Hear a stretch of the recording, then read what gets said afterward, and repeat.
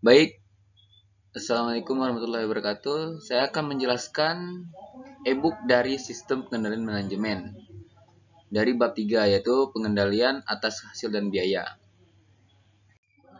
Kita masuk ke pendahuluan atau masuk dari sub A yaitu akuntansi pertanggungjawaban.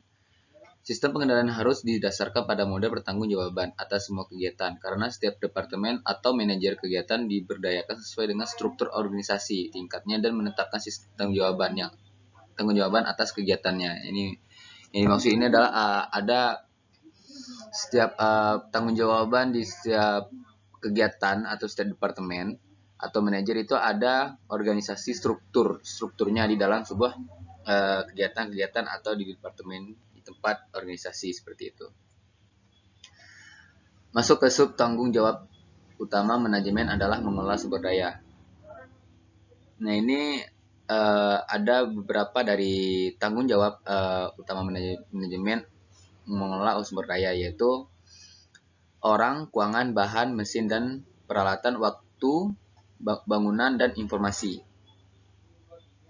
Yang dimaksud orang adalah mengarahkan kegiatan dan mengurus orang. Yang kedua, keuangan, menggunakan sumber daya keuangan dengan cara terbaik untuk mengatur penjualan. Ketiga, bahan, untuk memastikan bahwa bahan digunakan dengan cara baik, cara yang paling efektif untuk mengurangi limbah.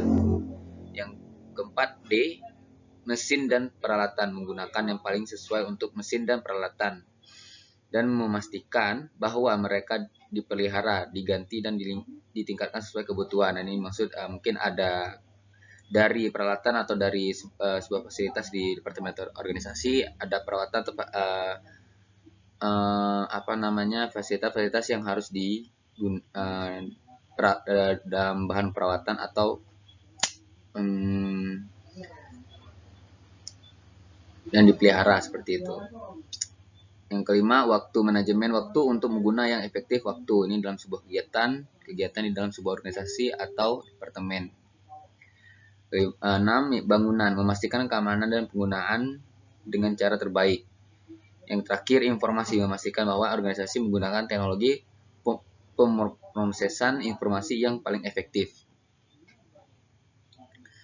Ini masuk ke penetapan biaya produk dan akuntabilitas. Ini adalah biaya produk dipecah sesuai dengan tanggung jawab masing-masing departemen dalam membangun sistem akuntabilitas. Ini ada contoh gambar dari product cost dan responsibility cost.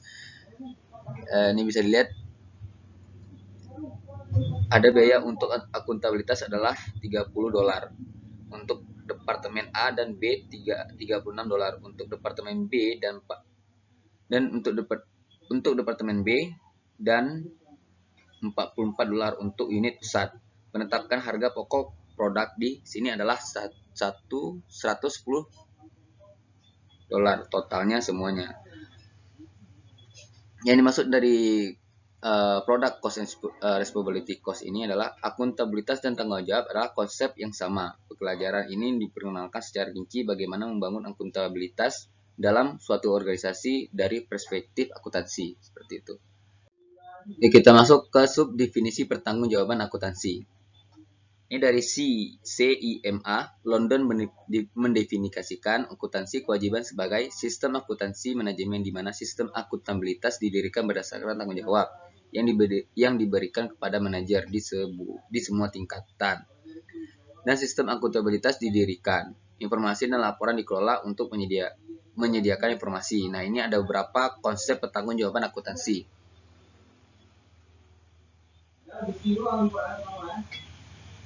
Ada sistem akuntabilitas adalah pengumpulan ringkasan dan pelaporan informasi keuangan dari berbagai pusat keputusan. Dalam kurung pusat tanggung jawab, seperti itu. Lanjut kedua, menelusuri biaya pendapatan atau keuntungan kembali ke manajer individu yang terutama bertanggung jawab untuk membuat keputusan dan mengambil tindakan atas biaya, pendapatan atau keuntungan terkait di dalam organisasi dan tempat sebuah departemen.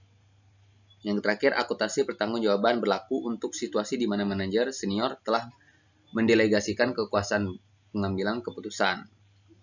Seperti itu. Kita masuk ke faktor akuntabilitas dari pengendalian manajemen akuntansi. Ini ada 5 poin yang saya ambil.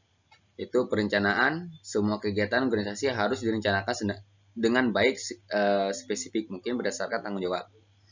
Menetapkan standar yang kedua, untuk melaksanakan rencana tersebut, manajemen harus menetapkan standar, menyiapkan anggaran, dan perkiraan aktual.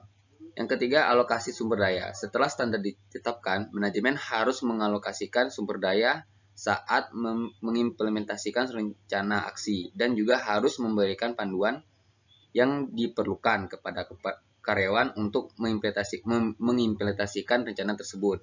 Mungkin dimaksud ini adalah dipaparkan atau memberikan arah-arahan yang perlu dilakukan untuk karyawannya. Yang keempat, evaluasi kinerja. Harus mengevaluasi kinerja aktual setiap pusat pertanggungjawaban dan membandingkan dengan standar dan perubahan yang diinginkan. Seperti itu, mungkin ada motivasi positif, terus yang diberikan, terus yang ada perubahan terhadap menguntungkan di evaluasi kinerja karyawannya, seperti itu. Yang terakhir, analisis varians. Ini tindakan korektif harus diambil ketika terjadi penyimpangan negatif. Mungkin yang dimaksud ada beberapa poin-poin atau kinerja dari sebuah karyawan di departemen atau organisasi yang negatif atau melenceng dari sebuah tugasnya.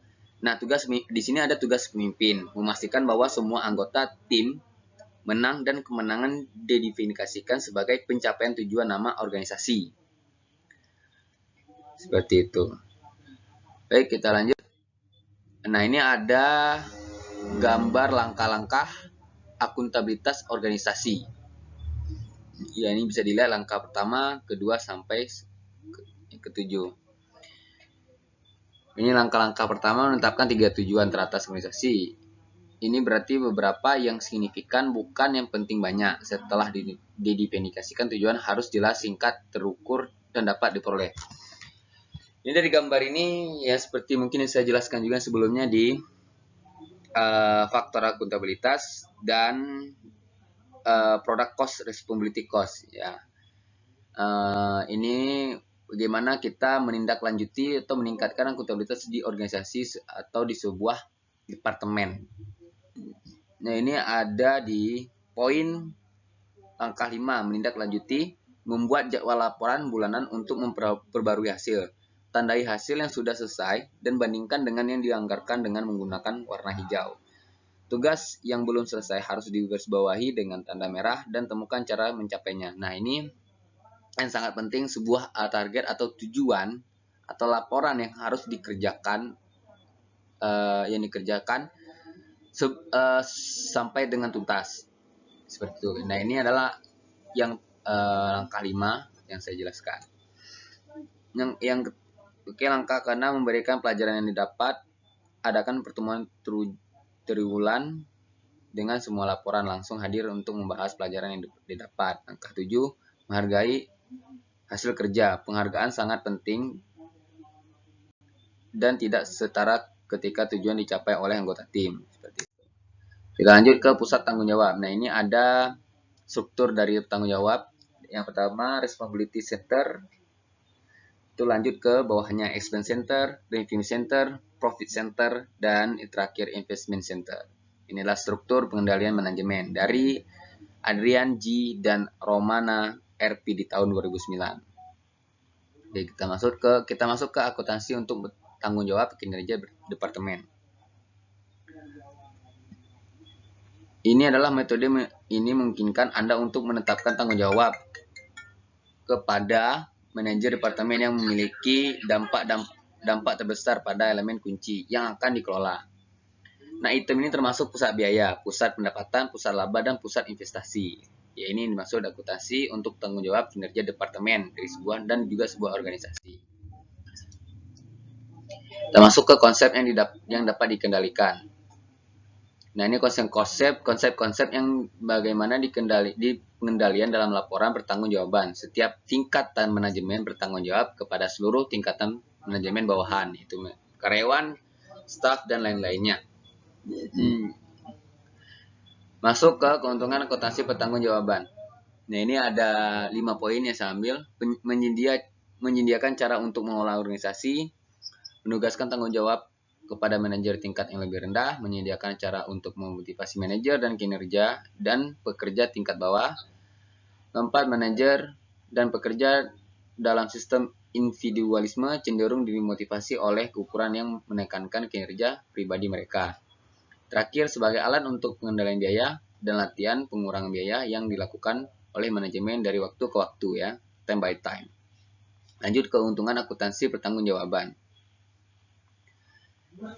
Kritik terhadap sistem kontrol akuntansi tradisional mengunjurkan pengelolaan sistem secara keseluruhan untuk menghilangkan kebutuhan buffering dan overhead. Ini yang dimaksud dari keuntungan. Apapun yang dikontrol sistem terhadap akuntansi, kita harus bertanggung jawabkan terhadap bagaimana mengelola sistem keseluruhan untuk menghilangkan kebutuhan buffering dan overhead. Baik, kita masuk ke sub B, activity based costing.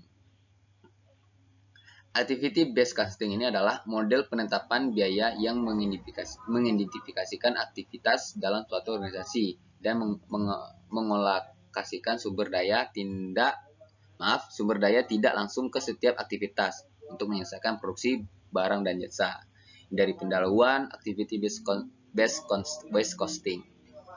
Kita masuk ke definisi. Nah, ini ada poin-poin dari definisi saya ambil. Suatu metode untuk mengukur biaya dan kinerja aktivitas objek biaya. Dasar penetapan biaya berdasarkan aktivitas. Tentukan aktivitas yang diperlukan untuk menghasilkan biaya produk atau jasa. Tetapkan sumber daya untuk setiap aktivitas. Tetapkan pembangkit biaya untuk setiap aktivitas dan hitung jumlahnya. Tentukan biaya setiap pemicu biaya. Tentukan jumlah aktivitas yang diperlukan untuk setiap produk dan jasa. Yang terakhir yaitu tentukan biaya aktual produk atau jasa tersebut. Ini definisi dari sebuah penetapan biaya berdasarkan aktivitas. Kita lanjut. Ini ada activity based costing diperlukan karena alasan berikut. Ini ada 6 alasan. Yang pertama, memahami profitabilitas pelanggan, produk atau layanan yang sebenarnya. Mengukur biaya aktivitas yang tidak bernilai tambah. Mengidentifikasikan peluang untuk mengurangi biaya atau meningkatkan efisiensi, memperoleh informasi yang dapat ditindaklanjuti untuk bernegosiasi peningkatan, memahami meskipun memiliki fondasi strategis yang baik, profitabilitasnya biasa-biasa saja. Yang terakhir, stratifikasi biaya tidak langsung untuk mengelolanya secara lebih efektif. Ini. Baik, kita masuk ke model ABC. Tujuan penerapan ABC adalah menyelaraskan semua biaya bisnis dengan produk, layanan, atau pelanggan. Pengembangan model awal meliputi 5 langkah. Nah, ini ada 5 langkah dari model ABC, yaitu identifikasi sumber daya, penentuan aktivitas pendukung sumber daya, deskripsi objek biaya, yang keempat, mengembangkan penggerak sumber daya untuk menghubungkan sumber daya dan aktivitas, yang terakhir, kelima, mengembangkan penggerak biaya untuk mengaitkan aktivitas dengan objek biaya. Nah, ini adalah dari bentuk model ABC atau tujuan dari penerapan ABC. Baik, sekian dari penjelasan dari PPT saya. Lebih dan kurang saya mohon maaf. Terima kasih. Assalamualaikum warahmatullahi wabarakatuh.